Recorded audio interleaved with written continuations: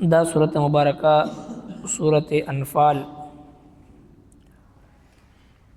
اړومبی آیت مبارکه نه د دې نوم اغشتل شوی دی چې الانفال. انفال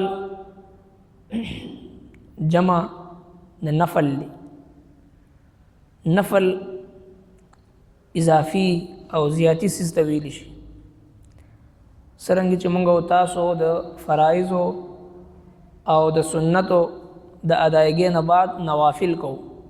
نفل یعنی یو اضافي عبادت، یو اضافي سیز، اضافي منځ، نفلی عبادت چې خلک ورته وایي. نو دا انفال د نفل جمع ده. نو دلته د انفالو نه مراد هغه مال غنیمت دی. او چونکې د دې کم غنیمتونو ذکر چې په دې صورت مبارکه کې ذکر کیږي او کم غزوی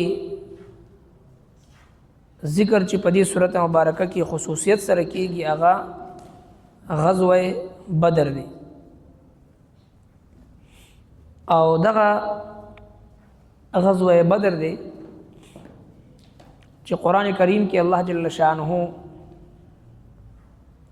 ډېر خصوصیت سره د دې ذکر فرمایلی دی.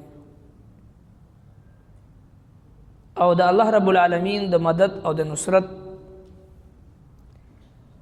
یو عجیب داستان او واقعه او د دې پس منظر پیش منظر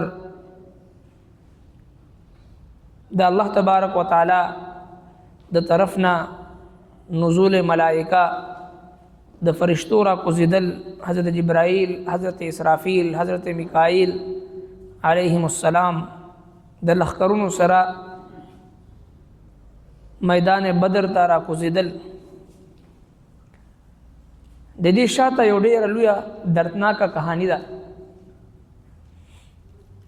14 کاله جناب رسول الله صلی الله علیه وسلم او حضرات صحابه کرامو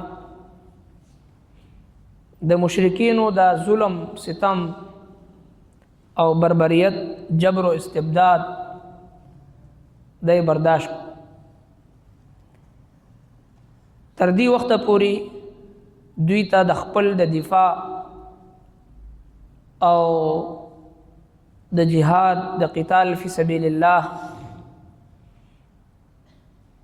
اجازت نو، بلکې حکم داو چې تاسو خپل لاسونه بند ساتي. کفو ایدیکم، خپل لاسونه بند ساتي. واقیموا الصلاة، بس د مانځه پابندي کوئ. مشرکین سره تعارض مکوئ. د هغوی سره اقدام چې هغوی تاسو باندې وکړي نو تاسو دفاع یا جواب دوی ته مه ورکوئ. صرف صبر او تحمل سره برداشت کوئ. 14 کاله د دوی د ظلم و ستم حضرت بلال حبشي رضی الله تعالی عنه په ګرمو شګو کې سملول، په سینه باندې ورته تیږې کېښودل. او دغه شان حضرت خباب بن ارت رضی الله تعالی عنه په سکروټو باندې سملول چې د هغه د بدن د وازګې ویلې کېدو د وجه نه هغه سکروټې چې دغه مړې شي. صحابه کرام په دګونو باندې په دګونو کې پخول او په تختیدار باندې ځوړند کول او د چا سترګې وستل، د چا یو شان ظلم د چا باندې په چا باندې بل شانته ظلم. د ظلم او د بربریت یو تاریخ رقم. او چې کله 14 کاله په دې کې تیر شو، الله رب العالمین خپل محبوب پیغمبر ته د هجرت حکم فرمایل. حضرات صحابه کرام د نبی علیہ الصلوۃ والسلام په عقیدت او په محبت کې خپل مال حال، زنو خپل بچی، خزي، کاروبار، مال و دولت، جائیداد، هر څه خاندان، قوم، قبیله، هر څه پرې خودل مکه مکرمه نه مدینه منوره ته هجرت فرمایل.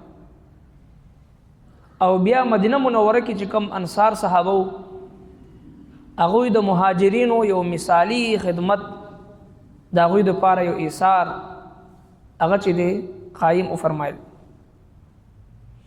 یو داسې مثالی زندگی د جنتیانو چې کوم مهاجرینو او چې کوم انصارو د هغوی باهمي الفت، محبت، عقیدت او احترام چې د چا کور و خپل کور ورسره نیم کو خپل مهاجر ورور سره، او د چا دو بیبیانې وي خپل یوې بیبي له طلاق ورکو ورته وایي زما د مهاجر ورور سره نکاح وکړه د بیبي نشته دی، او دغه شانتي په کاروبار کې ځان سره حصادار جوړ کړل، په کورونو کې ځان سره حصادار جوړ کړل، په نوړی خوراک کې ځان سره حصادار جوړ کړل. قرآن کریم فرمایي چې وَيُؤْثِرُونَ عَلَىٰ أَنفُسِهِمْ وَلَوْ كَانَ بِهِمْ خَصَاصَةٌ. دغه مهاجرین او انصار صحابو یو مثال قایم کړو. او بیا الله تبارک وتعالی په سن 2 هجری کې چې کله دوی ته د خپل د دفاع د جهاد فی سبیل الله اجازت ورکړو، نو په دې وخت کې دوی د مدینه منورې نه 80 میل فاصله باندې چې کوم میدان بدر دی هغې کې د کفارو سره مشرکین مکه سره د دوی آمنا سامنا شو. د حضرت ابو سفیان رضی الله عنه چې هغه وخت اسلام نو وروړي، د په قیادت کې د مشرکین یو قافله را روانه وه، په هغې باندې نبی علیه الصلاة والسلام د خپل ملګرو سره چې حمله وفرمایل چې د دوی د مال دولت قبضه کې واغشتلی شي، چې دوی مالی لحاظ سره کمزور شي او مسلمانانو باندې ظلمونه نه کوي. د هغې په نتیجه کې دغه غزوه بدر واقع شو. تفصیلی واقعه به په دې صورت کې انشاءالله بیانو.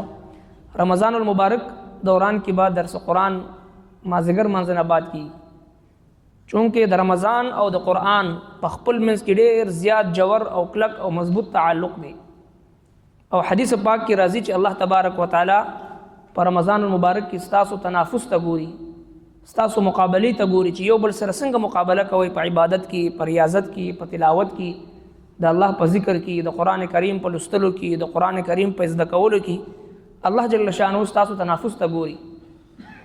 نو د رمضان المبارک قرآن کریم سره یو خاص مضبوط تعلق دی. د هغې په بنیاد باندې جبریل علیه الصلاة والسلام به راغی، پیغمبر علیه الصلاة والسلام سره به د قرآن کریم دور به یې کوو په رمضان المبارک کې.